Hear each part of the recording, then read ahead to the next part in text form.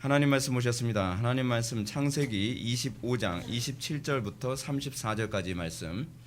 구약성경 제 성경으로는 35페이지입니다. 구약성경 35페이지 창세기 25장 27절부터 34절까지 말씀. 찾으셨으면 제가 봉독하겠습니다. 그 아이들이 장성함에 에서는 익숙한 사냥꾼이었으므로 들사람이 되고 야곱은 조용한 사람이었으므로 장막에 거주하니 이삭은 에서가 사냥한 고기를 좋아하므로 그를 사랑하고 리브가는 야곱을 사랑하였더라. 야곱이 죽을 수 없더니 에서가 들에서 돌아와서 심히 피곤하여 야곱에게 이르되 내가 피곤하니 그 붉은 것을 내가 먹게 하라 한지라.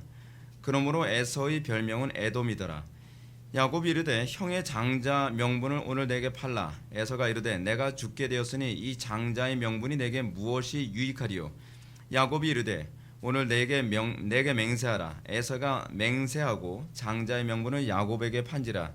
야곱이 떡과 팥죽을 에서에게 주매 에서가 먹으며 마시고 일어나 갔으니 에서가 장자의 명분을 가볍게 여김이었더라. 아멘. 이 시간은 창세기 127번째 강의가 되었습니다. 에서 발꿈치를 잡히다 라는 제목으로 하나님 말씀 증거하도록 하겠습니다. 에서 발꿈치를 잡히다.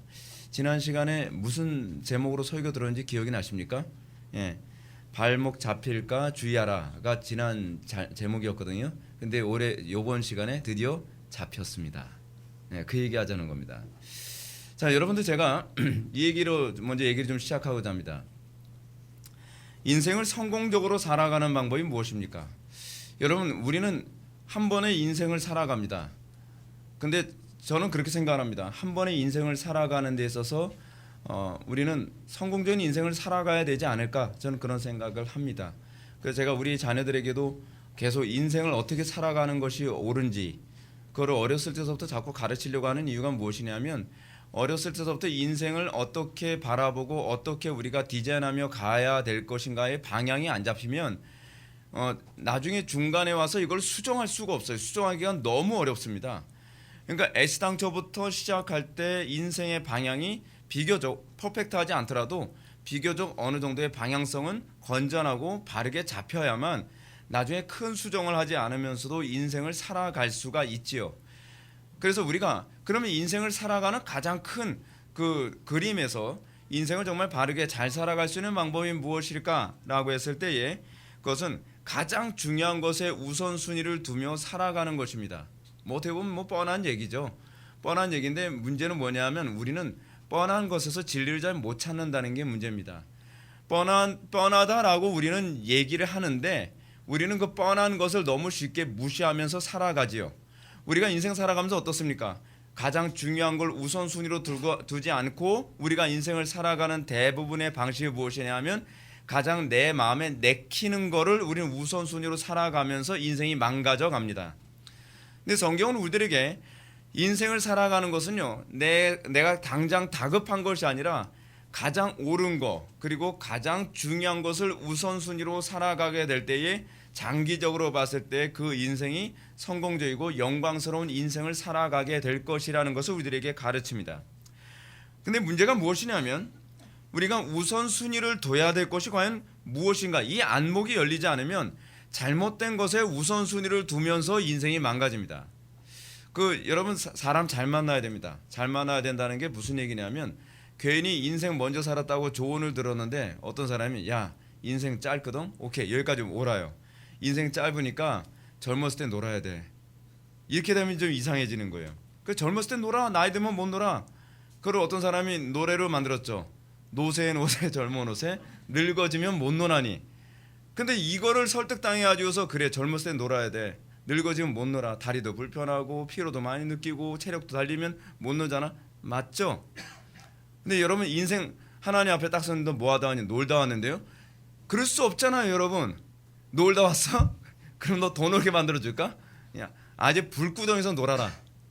그러면 이게 심각해지는 거죠. 여러분 우리는 인생은 놀기 위해서 태어난 게 아닙니다. 인생은 의미가 있어요. 이것이 우리가 숙명론자들과 다른 거거든요. 결정론자들하고 다른 게 바로 거기에 있어요. 인생의 의미를 빨리 깨닫고 인생의 방향에 우선순위를 설정해서 그 바로 우선순위에 맞춰서 살아가는 것이죠. 어떤 사람은 인생의 우선순위를 뭐라고 생각합니까? 돈이 최고야. 돈만 있으면 다 돼. 그래서 젊었을 때서부터 돈만 버는데 인생을 투자하다 보니까 자녀도 돌보지 않고 배우자와도 좋은 추억을 만들지도 못하고 건강도 돌보지 않고 노년에 후회하죠. 이게 아니었는데. 우리는 우리 주변에서 그런 사람들 되게 많이 봅니다. 알렉산더는 뭐 오래 살다가 죽은 사람도 아니지만 알렉산더가 일평생 정복전쟁만 하면서 살다가 세상 떠날 때 후회했다 그러지 않습니까? 이게 인생이 다가 아닌데 나는 뭔가 정복하면 더 많은 땅을 정복하고 더 많은 군주들을 내가 정복을 하면 거기서 인생의 의미를 깨닫고 인생이 행복할 거라고 생각을 했는데 그게 아니라는 걸 뒤늦게 깨닫게 되죠. 이런 차원에서 전도서의 기자인 솔로몬의 메시지는 참으로 우리들의 마음에 와닿습니다. 솔로몬은 이렇게 얘기합니다. 전도자가 이르되 헛되고 헛되며 헛되고 헛되니 모든 것이 헛되도다. 해 아래서 수고하는 모든 수고가 사람에게 무엇이 유익한가? 한 세대는 가고 한 세대는 오되 땅은 영원히 있도다. 그래서 지금 솔로몬이 얘기하려고 하는 것이 뭐죠? 솔로몬은 과연 무엇에 우선순위를 두며 살아야 인생을 후회하지 않고 살 수 있다고 얘기하는 거죠? 순간적인 것에 인생 투자하지 말라는 겁니다. 여러분, 순간적인 것에 인생 투자하고 나서 여러분 후회될 때 되게 많이 있지 않습니까? 친구들하고 신나게 놀았는데 지나가면 허무해요. 그리고 열심히 뭔가 했다고 하는데 인생이 허무해요. 근데 우리는 그 잠깐 순간적인 것에 하나씩 우리는 끌려다니면서 결국 인생의 본질로부터 점점 멀어지죠. 지금 솔로몬의 이 전도서에서는 딱 둘로 인생을 나누고 있습니다. 순간적인 것과 영원한 것이라는 것을 둘로 딱 나눠서 얘기하고 있어요. 영원한 것을 위해서 산다는 것은 남들 보기에는 좀 황당해 보이고 어떻게 보면 어리석은 것 같이 보일지 모르나 영원한 것을 향해서 살아간 인생은 후회하지 않는다는 겁니다. 근데 순간적인 것을 따라서 살아가는 건 어떤 인생인지 아십니까? 옛날에 그것을 잘 표현했던 그 소설이 하나 있었죠. 파랑새. 치리치리 미치루가 날마다 미친 듯이 그 이름도 비슷하죠. 그 맨날 그 무지개 따라다니다 어떻게 인생이라는 게 이런 거구나.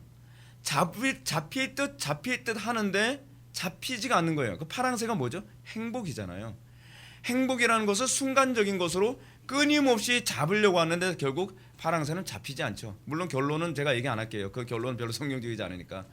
행복은 가까운 데 있어. 그렇게 끝나면 안 돼요. 행복은 영원한 것에 있는 거거든요. 근데 우리 인생에 있어서 나 조금만 더 자극적이고 조금만 더 순간적인 그 무엇인가를 추구하면 행복할 거야 하다가 결국 인생을 돌이킬 수 없을 정도로 너무 멀리 와버리고 마는 거죠. 그죠? 그게 우리의 인생이에요. 우리 인생. 마치 뭐와 똑같죠? 배에서 너무 목말라가지고 바닷물 먹으면 안 되지만 너무 목마르니까 어쩔 수 없어. 잠깐 마시고 갈증을 해소하려고 마셨다가 더 갈증이 심해지고 그래서 그 바닷물 먹고 죽잖아요. 근데 그게 인생을 바닷물을 먹으면서 사는 인생처럼 살아가는 사람들이 우리 주변에 얼마나 많은가 하는 겁니다. 그래서 솔로몬이 뭐라 얘기합니까? 헛되고 헛되며 헛되니 모든 것이 헛되도다. 마치 바닷물 먹는 것처럼 헛되죠. 그래서 우린 그런 얘기 많이 하지 않습니까? 바다에서 조난당해 죽는 이유는 탈수 때문에 죽는다. 너무 웃기죠. 물이 흘러 넘치는 곳에서 물이 없어서 죽는 거예요. 먹어서는 안 되는 물을 먹기 때문에 죽는 거거든요. 여러분, 근데 이런 인생을 살았던 두 종류의 영원한 것을 바라보며 살았던 사람, 그리고 순간적인 것을 바라보며 살았던 이 두 종류의 사람이 한 배에서 태어났습니다. 한 사람이 에서고 한 사람은 야곱입니다. 27절과 28절의 말씀을 한번 다 같이 한번 읽어보실까요? 시작.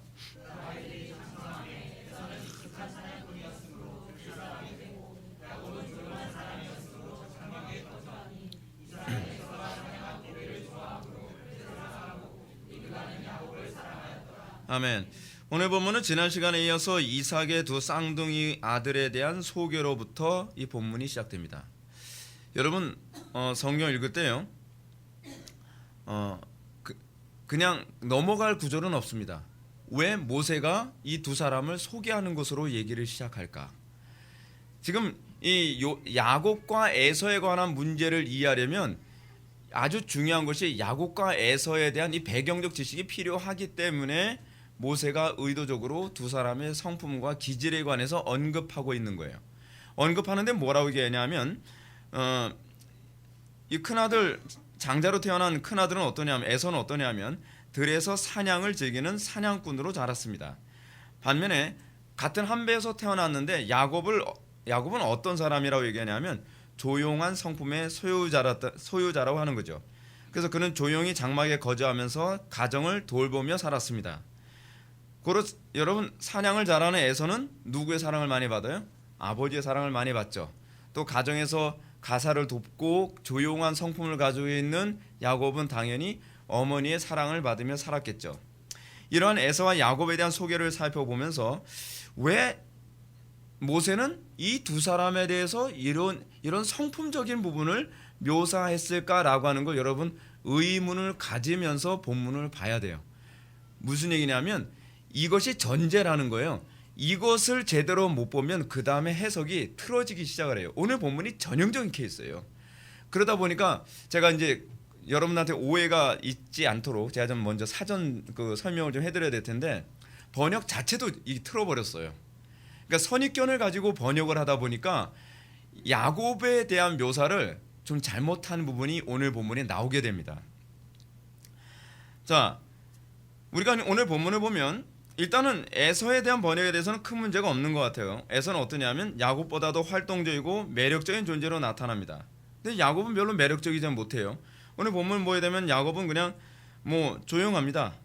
그리고 에서는 세상 사람이 산에서 돌아다니면서 주로 밖에서 돌아다니는 사람이다 보니까 이게 포인트가 그거예요. 그러다 보니까 주로 세상에 관심이 많아요. 세상의 필요에 민감하고 활동적이고 야성적이며 굉장히 터프해요. 굉장히 남성적이죠. 그는 눈에 보이는 것, 한순간이면 사라지고 없어질 것에 우선순위를 두며 살아가요. 여러분 이게 사냥꾼의 특징이잖아요. 사냥꾼은 눈에 보이는 걸 잡지 않으면 그날은 굶어야 되는 거예요. 근데 이게 그냥 묘사한 게 아니에요. 이것이 세속적으로 살아가는 사람들의 어떤 특정한 부분을 잘 묘사하고 있는 것이죠. 항상 눈에 보이는 것을 지금 못 잡으면 큰일 나는 거예요. 근데 그것이 바로 에서의 라이프 스타일인 거예요. 라이프 스타일. 여러분 어떻습니까? 우리는요 가정에서 자녀들을 양육시킬 때 그런 것에 민감하도록 양육을 하면 안 됩니다. 근데 우리는 어렸을 때서부터 그렇게 양육되죠. 거의가 집집마다 그렇게 양육을 합니다. 지금 현재 눈에 보이는 것, 지금 기회 놓치면 안 돼. 지금 세상 풍조와 흐름에 따라서 흐름에 잘 맞춰가야 돼. 세상 사람들은 항상 그런 거에 관심이 많습니다. 지금 이 흐름이 어떻게 돌아가냐? 이 흐름에서 이렇게 해야 돈을 벌고 이렇게 해야 성공을 하고 이렇게 살아야 행복하고 이렇게 살아야 돼. 지금 트렌드가 어떻다 저떻다. 세상 사람들은 트렌드에 굉장히 관심을 많이 갖고 있거든요. 유행에도 굉장히 민감합니다. 근데 그리스도인들은 사실은 트렌드보다는 뭐에 관심을 갖죠? 무엇이 진리냐? 무엇이 옳으냐? 우리는 그거에 관심을 가지며 살아야 돼요. 좀 우리 기독교인들이 좀 그런 우직함이 좀 있었으면 좋겠습니다. 오늘날 기독교인들 보면 세상 사람들하고 구별됨이라는 게 별로 없죠. 세상 사람들처럼 똑같은 라이프 스타일로 살아가요. 요즘에 이게 대세래. 요즘은 집을 많이 사야 된대. 그러면 돈을 투자해서라도 집을 몇 채씩 미리 부동산 투기해요. 요즘에는 애들 어떻게 해야 돼? 그럼 자녀들 위해서 세상 사람들과 똑같은 방식으로 키워요. 그러면서 아이들은 항상 어떻게 해요? 변화에 민감한 아이들로 키우는 거예요. 근데 성경은 우리를 변화에 민감한 아이들이 아니라 성경이 어떻게 얘기하냐에 그것에 민감하게 키워야 된다고 가르치고 있거든요. 자, 그럼 야곱을 볼까요? 야곱은 본문에 의하면 조용한 사람이라고 그렇게 번역되었습니다. 근데 이 조용한이라고 하는 이 부분이 선입견을 가지고 번역한 것으로 보여요. 제가 보기에는. 대부분 우리는 야곱에 대해서 이제 오늘서부터 여러분 야곱에 대한 인식이 좀 달라질 수 있습니다. 그래서 여러분들은 대부분 야곱에 대해서 별로 안 좋은 인식이 되게 많아요. 야비한 인간, 더러운 인간, 이런 더러운 것까지 갈 필요는 없어요. 야비해 보이는 건 좀 가능한데, 근데 실제로 번역이 그런 어떤 선입견을 가지고 번역된 것으로 보여요. 왜냐하면 오늘 본문에 해당되는 이 조용한이라고 하는 이 부분 있잖아요. 이분이 히브리어로 탐이라고 하는 그 히브리어를 사용하는데 조용한이라고 하는 의미가 없어요. 원래 이 부분이 용례상 주로 어떤 의미냐면 건전한, 야곱한테 안 어울리죠. 그리고 또 착실한, 별로 안 어울리네. 그리고 더 안 어울리는 번역 완전한, 그리고 또 하나 경건한, 고를 수가 없어요. 내가 알고 있는 야곱은 여기에 통용이 안 돼요. 그렇죠? 그러다 보니까 제가 보기에는 번역하는 사람이 이거를 좀 더 의역을 하자. 이 나쁜 놈이니까 그냥 조용한 뭐 이런 식으로 한 것 같아요. 제가 보기에. 이건 제 생각이에요. 근데 실제로 이 탐이라고 하는 이 히브리어가 용례상 어떻게 번역됐냐면 창세기 6장 9절 보면 노아는 의인이요 당대의 완전한 자라 했을 때 완전한이 탐이에요. 이거 굉장히 긍정적인 단어로 사용되는 단어입니다. 그리고 또 하나 볼까요? 욥기 1장 1절에 보면 우스 땅에 욥이라 불리는 사람이 있었는데 그 사람은 온전하고 했을 때 이 온전하고가 바로 탐이에요. 그래서 여러분들 이름 짓에 탐이라고 지세요. 톰 크루즈. 그런. 그 농담이에요. 여러분, 너무 진지하게 받아들이지 마시고. 자, 따라서 야곱이 조용한 사람이었다라고 했을 때 제가 보기에는 모세는 이 단어를 사용할 때의 의도가 뭐냐면 야곱은 경건한 자였다 또는 야곱은 신실한 자였다라고 하는 의미에서 이 단어를 사용한 것 같아요. 또는 착실한 자였다 이렇게 이해하는 것이 나쁘지 않다고 생각합니다. 이런 야곱의 성품은 형이었던 에서와 사실 근본적인 대조를 이루죠. 그래서 우리가 인간적인 관점으로 보게 되면 사실은 야곱은 별로 매력이 없습니다. 세상적인 관점에서 봤을 때 에서가 굉장히 매력 있죠. 호탕하고 굉장히 멋있고요. 굉장히 다이나믹하고요. 그리고 야곱의 이런 경건한 성품은 그다지 현실성이 없어 보여요. 왜냐하면 경건한 성품이 가져다주는 특징이 뭐냐면 현실을 손해보고 그리고 영원한 것을 얻는 쪽에 관심을 갖거든요. 근데 잘 보세요. 야곱의 일생이 그래요. 야곱의 일생을 전체를 보면요, 현실적인 사람이 아니에요. 현실에서 무엇인가 손해보고서 영원한 것을 주로 얻는 쪽으로 살아가는 사람이었죠. 그래서 이 모세가 굳이 이 야곱에 대한 성품을 묘사할 때 탐이라고 하는 이 히브리어를 사용한 것으로 저는 그렇게 보여요. 사실 제가 이 설교를 준비할 때는 제가 추측으로 설교 준비한 것이 아니라 이 본문과 관련된 주석이나 논문은 닥친 데서 다 보고서 제가 가장 그 신뢰성이 있다는 부분을 가지고 제가 설교를 준비한 거거든요. 자, 이런 관점에서 우리는 이제 두 형제의 라이프 스타일의 차이가 어떤 식으로 나타나나 한번 볼까요? 29절과 30절 말씀을 한번 보시겠습니다. 29절과 30절 시작.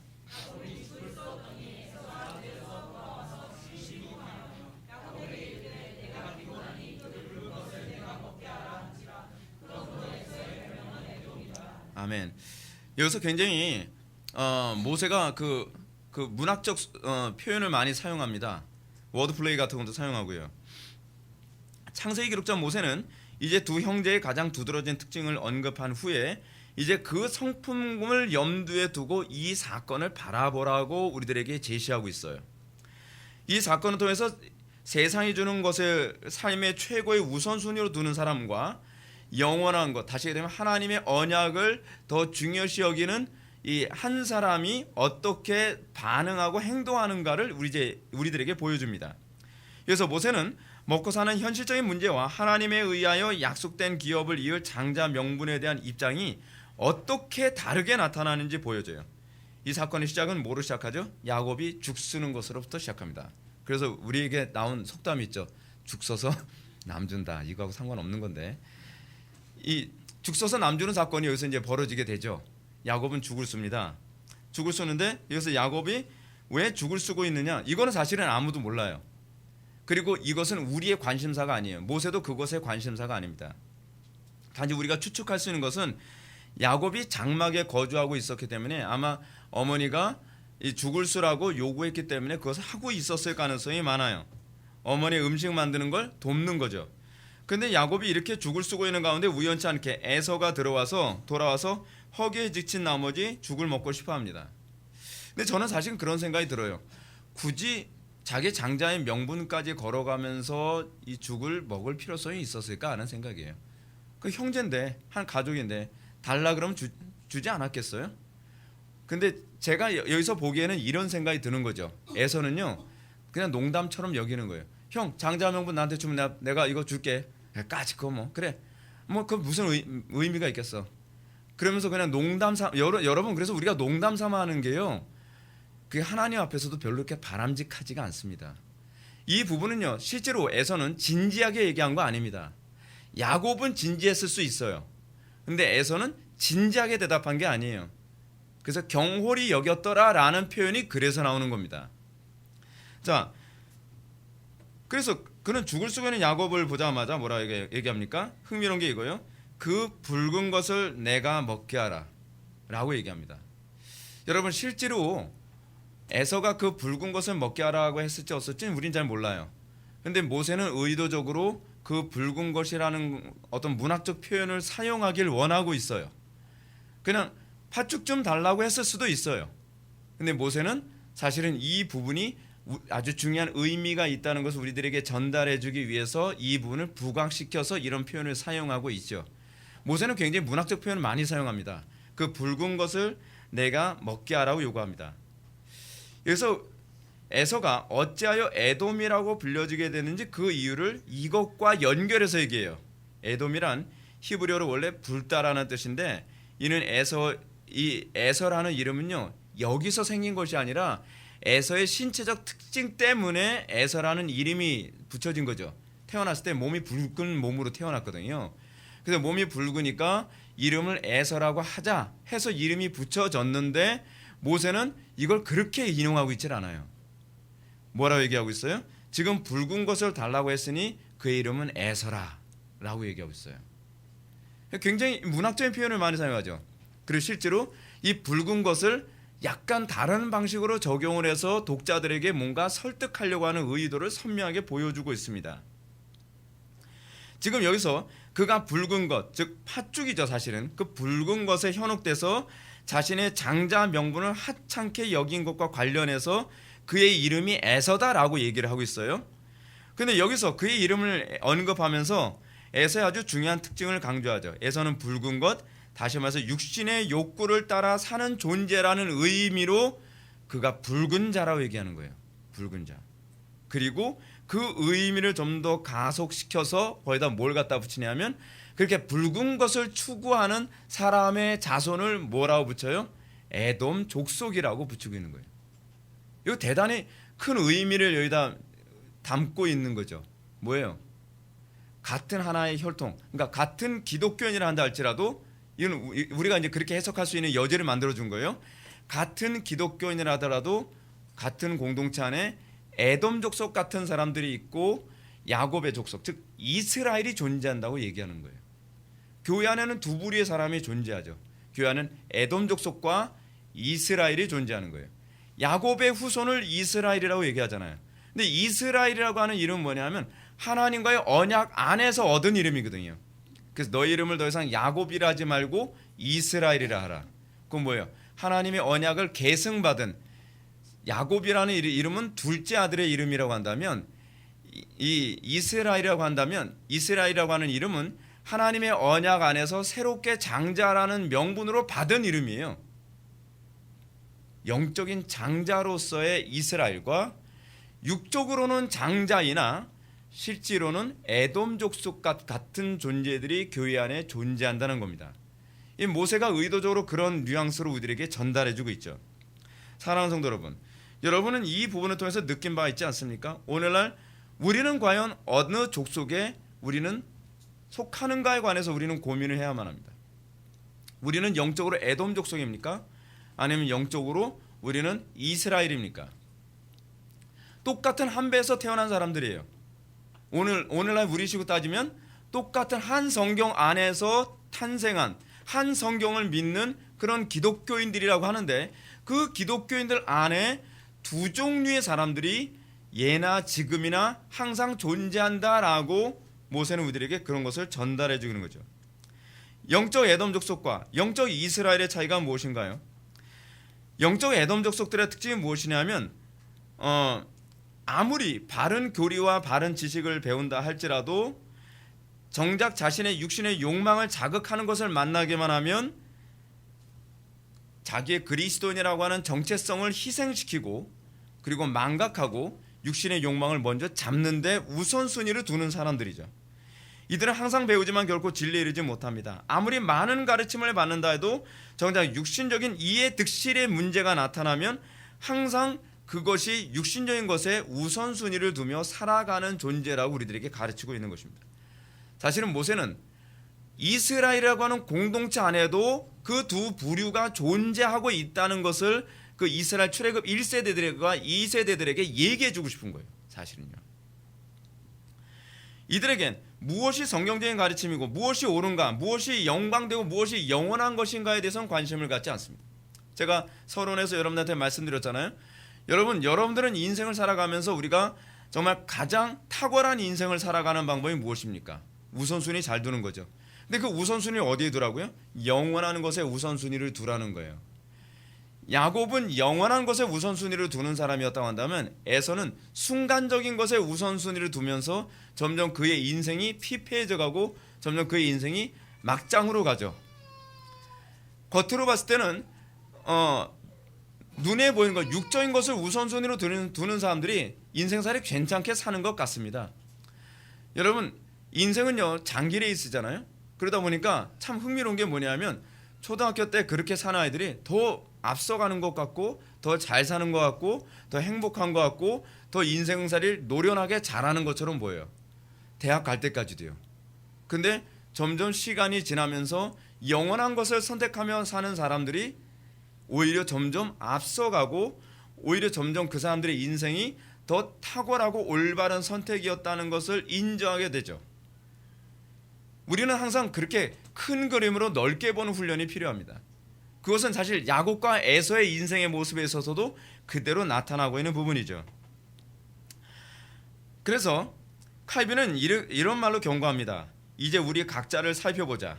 우리의 성향이 온전히 지상적인 것이므로 우리의 본성을 지도자로 삼고 살아간다면 우리도 하늘의 상속권을 쉽사리 포기하고 말 것이다. 그러므로 우리는 때때로 사도의 권고를 기억해 보아야 한다. 즉 에서와 같이 망령된 자가 되지 말자는 것이다.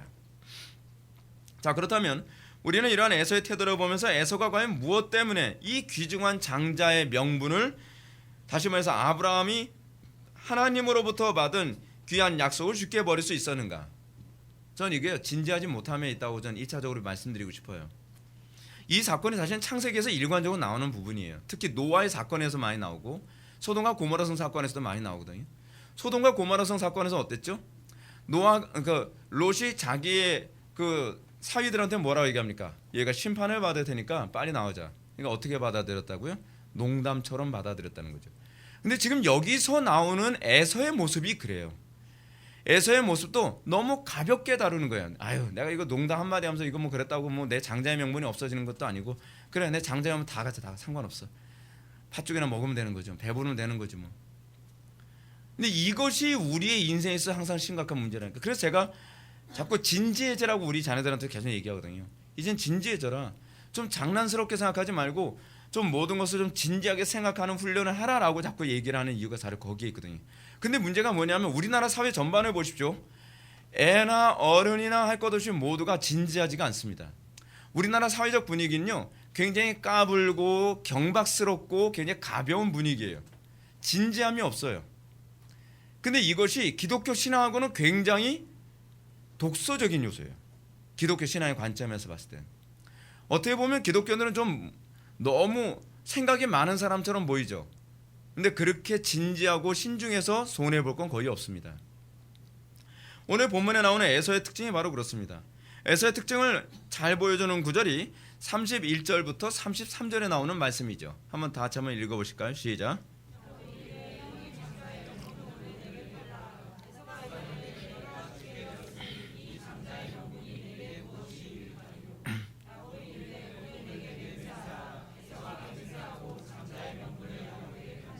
아멘. 자, 여기서 보게 되면 야곱도 어떤 면에서는 원래 애쌍초부터 형의 장자의 명분을 굉장히 욕심을 내고 있었지만 그냥 농담 반 진담 반으로 얘기한 거죠. 형의 장자의 왜냐하면 그 가족 관계에서 야 그거 달라 그런다고 해서 뭐 안 줄 것도 없거든요. 근데 야곱이 농담 반 진담 반으로 뭐라고 얘기합니까? 형 그 장자의 명분 나에게 팔라. 그럼 내가 이거 줄게. 됐어, 그냥 줘. 그래도 그냥 줄 수밖에 없는 거거든요. 근데 야곱은 일단 말을 던져봤고, 그리고 형은 뭐라고 얘기합니까? 야, 이 장자의 명분이 내게 뭐가 유익하겠냐. 그러면서 약간 과장이 들어가요. 뭐라고요? 내가 죽게 되었으니. 이건 굉장히 과장적이죠. 이 과장적이라고 하는 것이 무엇이냐면 별로 진지하게 얘기하고 있지 않다는 의미예요. 이렇게 얘기를 하면서 장자의 명분을 그냥 헐값에 팔고 가져가는 거예요. 그래서 야곱이 이르되 오늘 내게 맹세하라. 그러니까 또 에서가 또 맹세해요. 맹세하고 장자의 명분을 야곱에게 판지라 라고 얘기합니다. 맹세까지 했어요. 야곱은 진지했던 거예요. 그런데 형은 진지하지가 못했던 거예요. 에서는요. 그리고 이렇게 자신의 육신의 욕구에 충실한 삶을 살아가면서 에서는요 계속 후회해요. 계속 후회해요. 그럼 나중에 자기의 축복을 야곱이 가로채고 난 다음에는 탄식을 하면서 슬퍼하죠. 탄식을 하면서요. 그게 오늘날 경박스럽게 신앙생활하는 기독교인들에게 흔히 나타나는 부분 아닌가요? 내가 참 인생 잘 살았다라고 해야 되는데 계속 후회하는 인생의 연속이에요. 또 후회하고 그러면서 또 잘못하고서 또 후회하고 잘못하고 나서 또 후회하고 또 후회하고 또 후회하고. 본질에서도 야곱은 형 에서가 팥죽을 달라고 호소하자마자 마치 기다렸다는 식으로 형의 장자 명분을 요구하죠. 장자 명분을 팔라는 야곱의 요구는 오늘날 우리 사람들의 관점에서 봤을 땐 도무지 납득하기 어려운 문제입니다. 왜냐하면 이게 팔아서 팔리는 문제가 아니거든요. 근데 야곱이 그걸 요구해요. 야곱이 형한테 장자의 명분을 팔라고 요구하는 것이 주는 의미가 뭘까요? 그것은 하나님께서 아브라함으로부터 시작하여 그 후손에게 대를 이어 주시고자 하는 언약의 성취권을 내가 갖고 싶다는 거예요. 내가 갖고 싶다. 그래서 모세가 야곱을 뭐라고 소개한 거예요? 이 사람은 경건한 자다.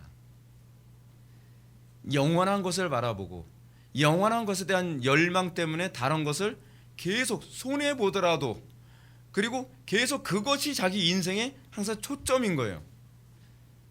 물론 여기는 아직 거듭난 상태는 아니에요. 그 야곱이 중생하는 그 사건은 환도뼈가 위골되어지는 그 사건에서 비로소 중생했다고 이렇게 보거든요. 그래서 그 장을 중생장이라고 얘기하죠. 중생장이라고요. 그럼에도 불구하고 야곱은 이미 이때서부터 자기는 하나님의 언약의 성취의 그 대상으로 내가 되고 싶다고 해서 고민을 하고 열망을 느꼈던 거죠. 여기서 한 가지 질문을 또 던져봅시다. 만약 야곱이 에서에게 아브라함으로부터 내려오는 언약의 성취의 대를 잇는 권리를 자신에게 양도하라는 이 명분하에 이런 일을 한 것이라고 해석하는 것이 옳다면 이렇게 에서가 자신의 장자 명분을 야곱에게 양도한다고 말해서 그 효력이 있을 거라는 걸 뭐로 장담할 수 있죠? 사실은 장담할 수 없어요. 야곱은요 그냥 미신적으로 이걸 추구한 거예요. 내가 얻을 수만 있다면 이 미신적으로라도 이거 하고 싶다. 제가 이제 이건 그냥 잊어먹어도 되는 거예요. 잊어먹어도 되는데 제가 이제 그런 부분에 대해서 저도 이제 어렸을 때부터 좀 관심이 많았거든요. 그래서 성공하는 사람 어떤 사람 성공하냐 했더니 어떤 사람은 또 그러더라고요. 주로 문을 이렇게 밀어서 여는 사람보다는 당겨서 여는 사람이 성공한대요. 그래서 맨날 저는 문 열 때 항상 당겨서 중학교 때서부터 당겨서 열면 좀 달라지겠지 인생. 근데 항상 그런 거에 관심을 가지니까 별거 아닌 거 이거 사실 굉장히 미신적인 거거든요. 땡기기만 했더니 팔뚝만 굵어지는 거예요. 팔뚝만. 근데 그것에 대한 열망을 심하니까 말도 안 되는 것에도 소망을 걸으면서 그걸 하는 거예요. 문을 땡겨서 열고 땡겨서. 그래서 제가 옛날에는 맨날 땡겨 열었어요. 땡겨서 열었어요. 그냥 잊어먹어요. 기도만 듣지 마십시오. 그랬다는 거예요. 그러니까 어떤 것에 하나의 인생의 목표가 딱 정해지면 그것과 다 연결해서 생각했다는 거예요. 그게 바로 야곱에게서 나타났던 부분이죠. 야곱은 어떻게 하시든지 내가 형의 장자의 명분을 얻을 수만 있다면 내가 터무니없더라도 내가 이것까지도 한번 시도해보고 싶다는 거죠. 그래서 27절에서 야곱을 뭐라고 얘기한다고요? 경건한 사람이다. 그럼 성경이 소위 모세가 생각하는 경건이라는 개념은 우리가 생각하는 경건의 개념하고 좀 차이가 있죠. 그 경건의 개념이라는 것은 경건은 1차적으로 하나님을 두려워한다는 개념이고요. 2차적으로는 뭐냐면 하나님의 언약이 성취될 것이라고 믿고 그것을 인생의 목표로 살아가는 거예요. 여러분 주님께서 이 마지막 날 심판하실 거라는 걸 믿으면 우리는 그것이 우리의 인생의 목표와 내가 모든 것을 결정하고 가는 방향의 선택권을 다 그것에 의해서 우리가 결정을 하죠. 그게 소위 경건하다는 사람이죠. 야곱은 마치 안 될 것이라고 생각하고 미신적인 것이라고 생각했을지 모르지만 야곱은 다 죽어가는 사람이 풀뿌리라도 잡는다는 식으로 그런 식으로 형한테 이걸 요구한 거예요. 즉 그는 다른 어떤 것을 다 손해보더라도 형이 태어날 때서부터 받았던 하나님의 언약 계승자라는 명분이 자기 것이 되길 바란 거예요. 야곱은 이제 그런 거죠. 야곱이 좀 나이 먹고 철이 들고 알게 되면서 느낀 게, 아니 나는 한 배에서 같이 태어났는데 몇 초 차이 가지고서 내가 왜 하나님의 언약의 계승자가 될 수 없는 거야. 그거거든요. 여러분 실질적으로 야곱은 나중에 뭐까지 다 포기한지 아십니까? 자기가 받아야 될 기업까지도 그 땅까지도 형한테 다 양보해버려요. 야곱은 나는 하나님 나라 기업을 얻으면 하나님 나라 언약의 성취자가 되기만 한다면 난 그거로 족하다는 거예요. 그것이 사실은 야곱이 일생 살아가는 일관성이에요. 여러분 어떻습니까? 우리가 영적 이스라엘이라고 했을 때에, 우리가 영적 이스라엘이라고 한다면 우리는 과연 항상 무엇을 기준으로 인생을 선택하고 가나요? 사도 바울은 먹든지 마시든지 무엇을 하든지 하나님의 영광 위하여 하라라고 얘기합니다. 그래요. 이것이 바로 영적 이스라엘이 선택하는 방식이죠. 예. 여러분 또 단편히 한번 예를 들어볼까요? 무슬림들이 애가 딱 태어나면 태어난 아기한테 가장 먼저 첫 번째로 들려주는 소리가 뭐라 그랬죠? 알라는 위대하다. 애한테 그거 들려준다고 해서 얘가 무슬림이 되나요? 그건 아니거든요. 근데 어떻게 하든지 얘는 무슬림이 돼야 되기 때문에, 여러분 무슬림이라는 말이 무슨 뜻인지 알죠? 복종하는 자거든요. 알라에게 복종하는 자. 알라에게 복종하는 자를 만들어주기 위해서 미신적일지 모르지만 이 소리부터 들려주고 싶다는 거예요. 여러분 우리가 진정한 영원한 것만을 바라본다고 얘기한다면 이것이 하나님의 나라와 하나님의 영광만을 위해서 갈 수 있는 길이라고 한다면 우리는 그걸 선택하겠다는 이런 태도를 견지하며 살아가야 되겠죠. 저는 우리가 믿음을 가지고 있다면 우리는 그런 태도로 살아가야 된다고 생각을 해요. 근데 우리는 오히려 정반대죠. 내가 기독교인이라는 거 안 밝힌다고 해서 내가 뭐 지옥 가기라도 하겠어. 이건 또 오히려 애서에 가깝지 않나요? 그리고 신앙적인 바퀴가 있을 때 우리는 이런 소리 많이 듣죠. 그 타협을 많이 종용하는 그런 목사님들. 여러분들이 예수님 부인한다 해서 지옥 안 갑니다. 그리고 예수님 그림 밟는다 해서 지옥 안 가요. 왜냐하면 예수님 이렇게 안 생겼거든요. 그건 그 의미가 아니거든요. 우리가 오히려 영원한 것을 바라보고 영원한 것에 소망을 둔다고 한다면 우리는 결코 그것을 선택할 수가 없는 거예요. 왜냐하면 그것이 신앙 안에서는 중요한 의미를 가지고 있으니까요. 그래서 여러분 창세기 32장에 가서 이 야곱이 천사하고 이제 씨름하는 장면이 이제 절정에 달하게 되는데, 그가 천사와 이제 씨름하면서 뭐라고 얘기합니까? 자신의 환도뼈가 위골되는 상황에서도 천사에게 이렇게 얘기합니다. 당신이 내게 축복하지 아니하면 내가 가게 하지 아니하겠나이다. 야곱은 일평생이요 굉장히 일관성이 있어요.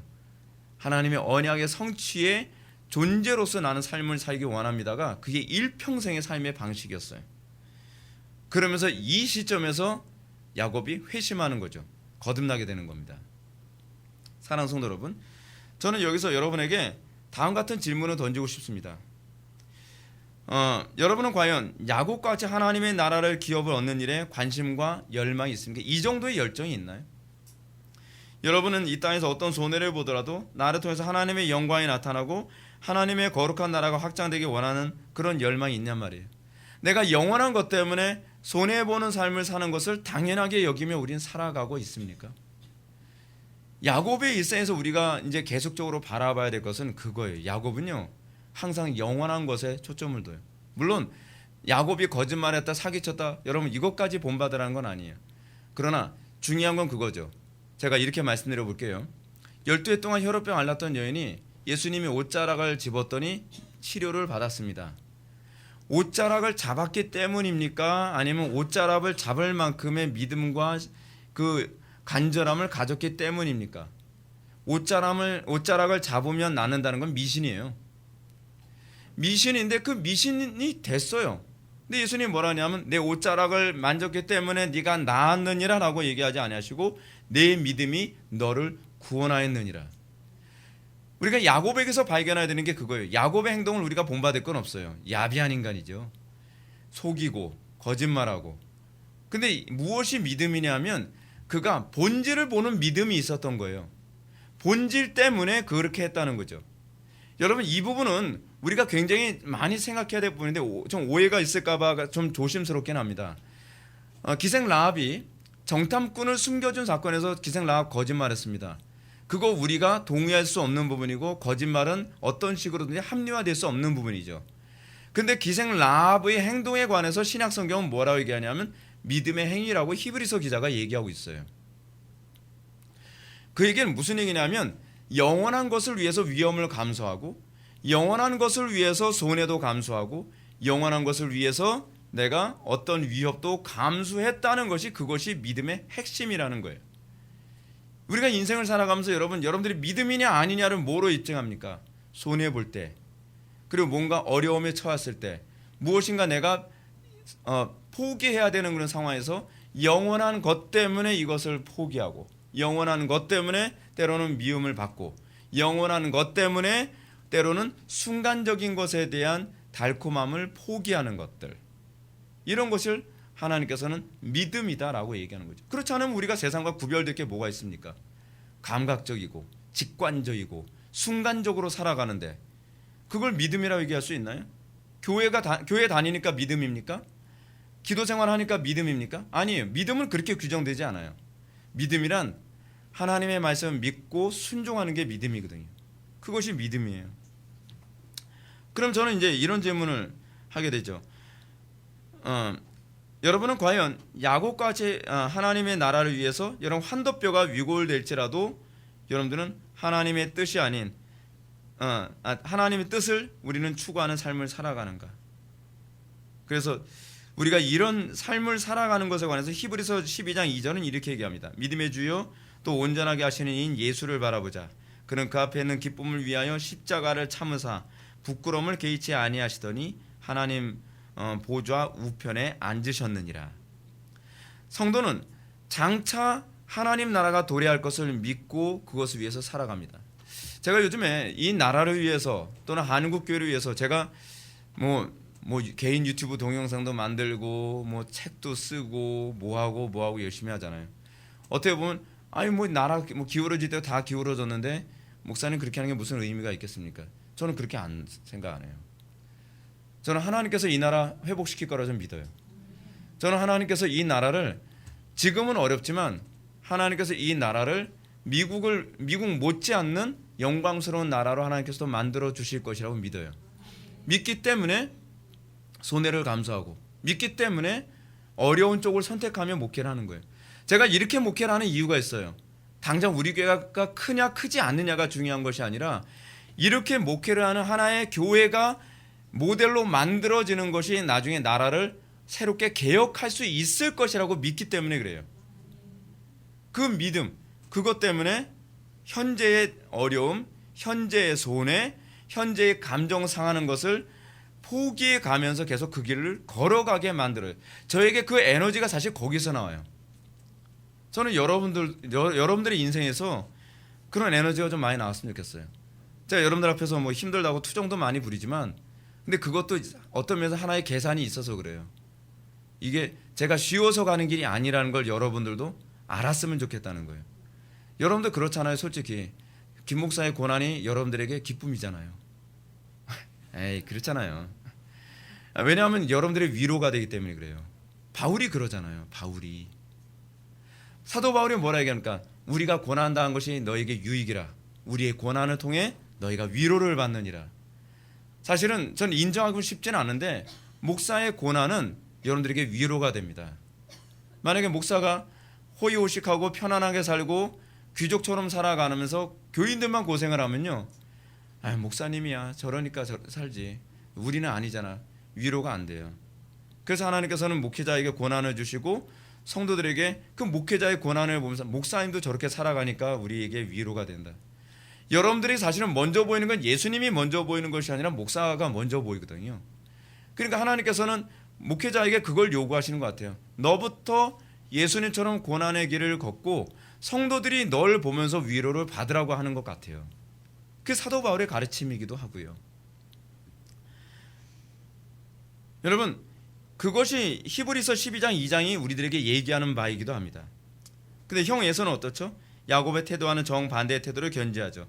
에서는 자기 동생의 팥죽 대신 장자의 명분을 요구하자 내가 죽게 되었으니 장자 명분이 내게 무슨 유익이 있으려라고 얘기합니다. 에서 이런 태도를 견지한 이유는요, 에서를 우리는 이렇게 규정할 수 있습니다. 에서는요, 현실지상주의자예요. 현실이 중요한 거예요. 현실이.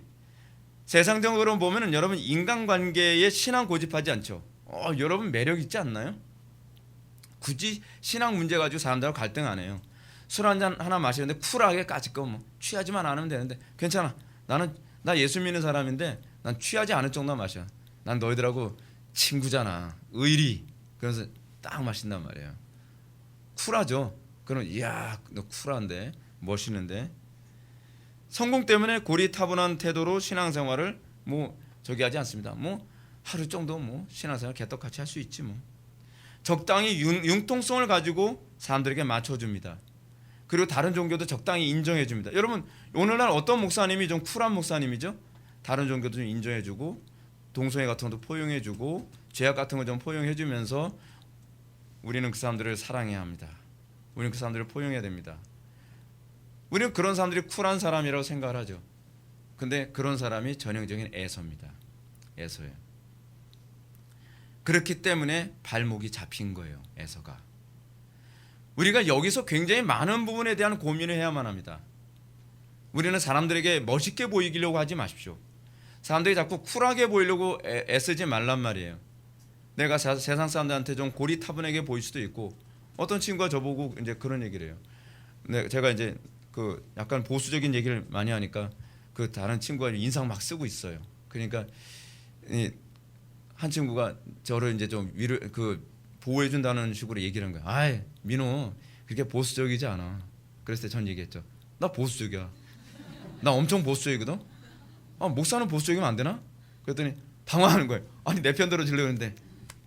근데 저는 인생을 살면서 우리가 굳이 쿨하려고 할 필요 없다고 생각이 들어요. 내가 어디에 가치를 두고 내가 정말 영원한 것이 무엇인가에 대한 분명한 인식이 있다고 한다면 남들이 나를 어떻게 보든지 우리는 나의 갈 길을 가는 태도가 진짜 오히려 이게 더 쿨한 게 아닌가요? 저는 오늘날 영적 애돔의 특징을 이렇게 봅니다. 영적 애돔은 현실이 위협을 받고 있을 때 정체가 드러납니다. 편할 때야 신앙생활 다 잘하는 것 같습니다. 그리고 모든 사람들이 기독교를 잘 인정해 줄 때 잘 하는 것 같습니다. 자기가 고난당하고 손해보고 어려움당하고 눈치를 보게 될 때 그때 행동이 달라지게 되죠. 이렇게 얘기합니다. 내가 죽게 되었으니 기독교인이라는 게 무슨 의미가 있으리요? 이런 태도를 견지하는 거죠. 그들은 예수님께서 보여주셨던 것처럼 그 앞에는 기쁨을 위하여 십자가를 참으사 부끄러움을 개의치 아니하시더니 라고 하는 것하고는 아무 상관이 없습니다. 영원한 것 때문에 현실의 부끄러움, 영원한 것 때문에 현실의 손해, 영원한 것 때문에 현실의 인간관계가 깨지더라도 우리는 그 길을 걸어가는 것, 그것이 신자입니다. 그래서 히브리서 의자는 이러한 에서를 향해서 뭐라 얘기합니까? 망령된 자라고 얘기합니다. 망령된 자라고 번역했는데 이것을 좀 더 직역하면 불경건한 자입니다. 굉장히 야곱의 그 표현하고 정반대 표현 아닌가요? 불경건한 자. 칼빈의 말처럼 에서는 현세에 안주하여 더 고귀한 것을 소망하지 아니하는 자였던 겁니다. 사랑하는 성도 여러분, 여러분은 과연 야곱과 에서 가운데 어떤 태도를 견지하며 살아갑니까? 우리는 어쩌면 순간적인 쾌락과 순간적인 만족과 순간적인 안락함과 순간적인 즐거움을 위해서 날마다 영원한 것을 자꾸 우리가 손에 봐가면서 살아가지 않나요? 기도생활 영원한 겁니다. 근데 우리는 나의 현재 즐거움 때문에 기도생활을 좀 줄이고 나의 현재 즐거움 때문에 예배를 한번 줄이고 나의 현재의 순간적인 즐거움 때문에 하나님 말씀을 묵상하는 걸 더 줄이고 그리고 우리는 끊임없이 영원한 것을 자꾸 줄여가면서 순간적인 것에 폭을 잡고 넓히려고 하지 않나요? 오늘날 어떤 목사님들이 쿨하고 좋은 목사님이죠? 영원한 것에 너무 집착하지 않도록 하고 순간적인 것에 자유로움을 소위 자율성을 자꾸 열어주는 그런 목사님들이 쿨하고 교회도 커지고 그렇죠. 근데 저는 그렇게 살고 싶진 않아요. 저는 그냥 제가 이렇게 목회하다가 죽으면 내 사명은 여기까지인가 보다 좀 그렇게 생각하고 싶어요. 굳이 교인들한테 쿨하게 보이면서까지 영원한 것을 손에 봐가면서 살고 싶지 않다는 것이죠. 저는 여러분들의 인생에 있어서 영원한 것에 대한 가치를 가지고 일관성 있게 야곱처럼 살아가기를 축원합니다. 이 땅에서 여러분들, 우리의 신앙의 선배들 영원한 것 때문에 얼마나 많은 걸 손해보고 얼마나 어려움 당하며 살아갔습니까? 우리는 과연 누구를 닮아가고 있습니까? 우리는 에서의 방향으로 가고 있습니까? 아니면 야곱의 방향으로 가고 있습니까? 영원한 거라고 하는 거시적인 안목에서 현재 보이는 순간적인 것을 날마다 손에 봐가면서 영원한 것을 점령해 가고 있는 것인지, 그렇지 않으면 순간적인 것 때문에 영원한 것을 날마다 손해보고 그리고 그 손해보는 것을 전혀 아까워하지 않는 그런 인생을 살아가고 있는 것인지, 교회 안에 에돔 족속이 있고 영적 이스라엘이 있다는 것을 염두에 두면서 나는 영적 에돔 족속인지 영적 이스라엘인지를 우리가 깊이 있게 고민하며 하루하루 순간순간을 살아가는 저와 여러분들 되기를 주님의 이름으로 축원합니다. 기도하시겠습니다. 사랑이 많으신 하나님, 우리가 야곱과 에서를 통하여서 교회 안에 에돔 족속과 이스라엘의 존재함을 다시 한번 묵상하게 됩니다. 우리가 삶의 우선순위를 항상 영원한 것에 두게 하여 주시고 그것으로 인하여 세상과 구별되어 사는 것을 부끄러워하지 않게 하여 주옵소서. 예수님의 거룩하신 이름으로 기도 올렵나이다. 아멘.